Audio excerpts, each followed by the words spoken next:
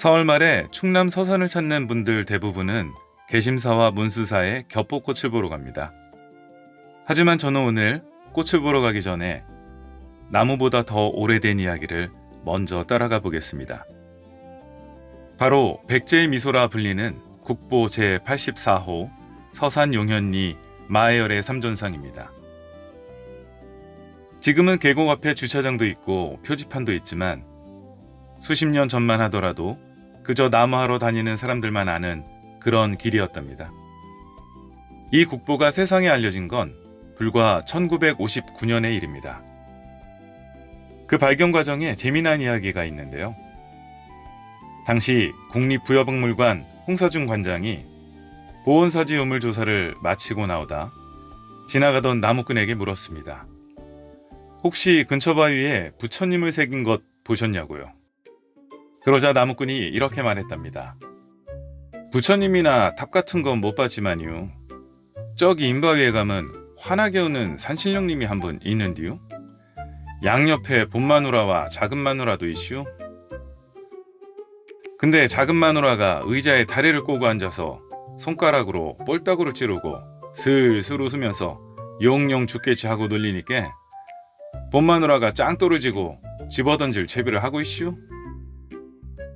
산신령과 두 마누라 이야기를 들은 홍사중 관장이 찾아간 계곡의 암벽 가운데 바로 그곳에 서산 마애삼존불이 있었습니다. 백제의 미소가 세상에 등장하는 순간이었습니다. 바위 가운데 가장 큰 석가열의 입상을 중심으로 오른쪽에는 재화 갈라부살이, 왼쪽에는 미륵방가 사유상이 새겨져 있습니다. 나무꾼의 얘기를 듣고 나서 마애불을 보면 그저 웃음이 납니다. 오른쪽 보살은 손에 보주를 들고 있고 왼쪽 방가사유상은 반가부좌 자세로 뺨에 손을 댄 채 뭔가를 생각하는 모습이니까요. 돌에 새긴 모습을 그토록 기막히게 묘사했다는 게 놀랍습니다. 그 사이에서 본존불은 그냥 웃고 있는데요. 미술사학자 고 김원영 박사가 백제의 미소라는 이름을 붙인 이유가 있습니다. 빛의 방향에 따라 표정이 달라지는데 아침 햇살이 비스듬히 닿을 때 입가의 미소가 가장 선명하게 살아난다고 합니다. 1500년이 지나도 이 미소가 이렇게 선명한 건 우연이 아닌데요. 마애불이 새겨진 벼랑 위로는 모자의 차양처럼 앞으로 불쑥 내민 큰 바위가 처마 역할을 하고 있고 불상이 새겨진 바위면이 아래쪽으로 약 80도 기울어져 있어 빗물이 얼굴을 직접 타고 내려가지 않는 구조입니다. 1965년부터 보호각이 설치돼 있었는데 오히려 내부에 습기가 차는 부작용이 생겨 2007년에 보호각을 완전히 철거했습니다. 지금은 온전히 바위에 새겨진 백제의 미소를 볼 수 있습니다.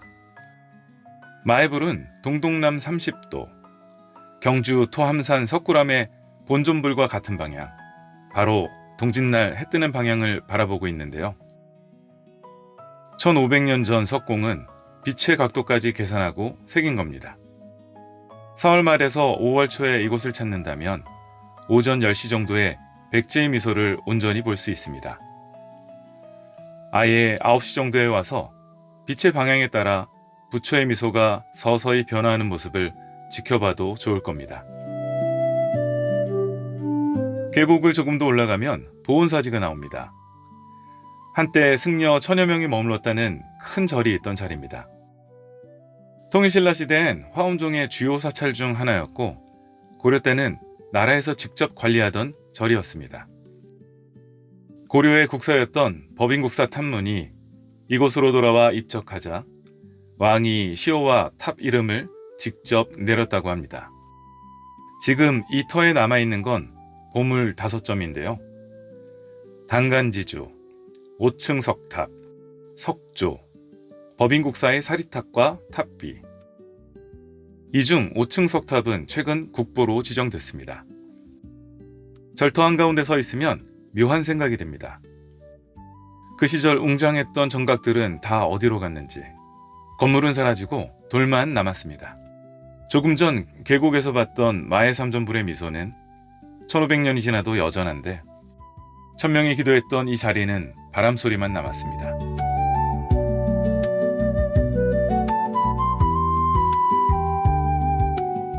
이제 상황산 개심사로 향합니다. 절 입구 저수지부터 차들이 움직이지 않는데요. 평일인데도 겹벚꽃을 보기 위해 모여든 사람들로 인산이 냅니다. 결국 저수지 근처 빈 공터에 주차를 하고 걸어갔습니다. 차가 앞으로 나아가지 못해도 먼지가 날리는 길을 걸으면서도 누구 하나 짜증내는 이 없이 꽃을 보며 환하게 웃는 얼굴뿐입니다.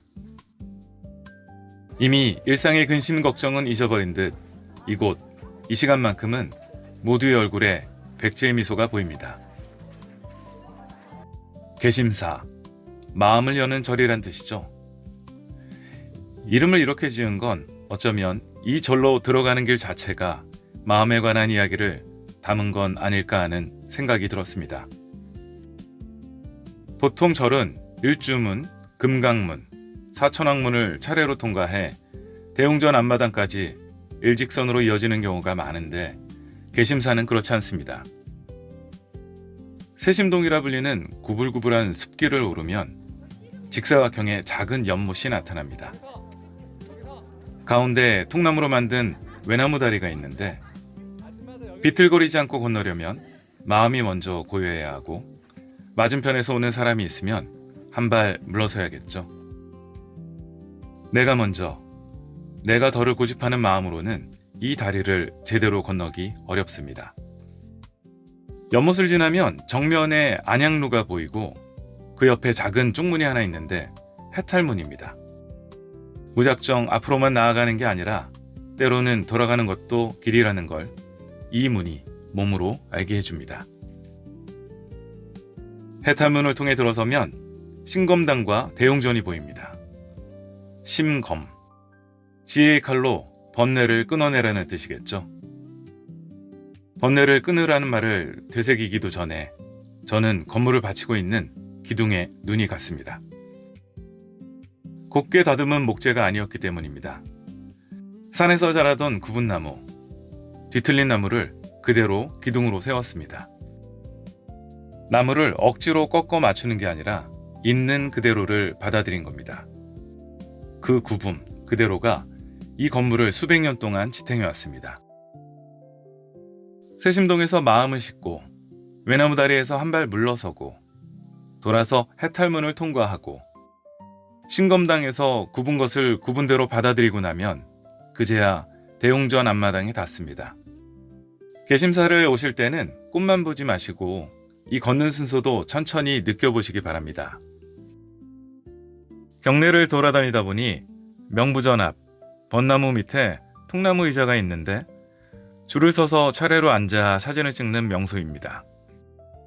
그 나무는 바로 청복꽃나무로 흰색 바탕에 연두빛이 감도는 전국에서 유일하게 자생하는 것으로 알려진 나무입니다. 시끌벅적한 사찰 분위기가 조금 낯설었지만 도심에서는 잘 볼 수 없는 겹벚꽃을 실컷 보는 것만으로도 좋았습니다. 이미 시기를 놓치신 분들은 한여름에 개심사를 방문하는 것도 좋습니다. 오래된 배롱나무 두 그루가 있는데 백일홍이 만발한 개심사 또한 보기 좋기 때문이죠.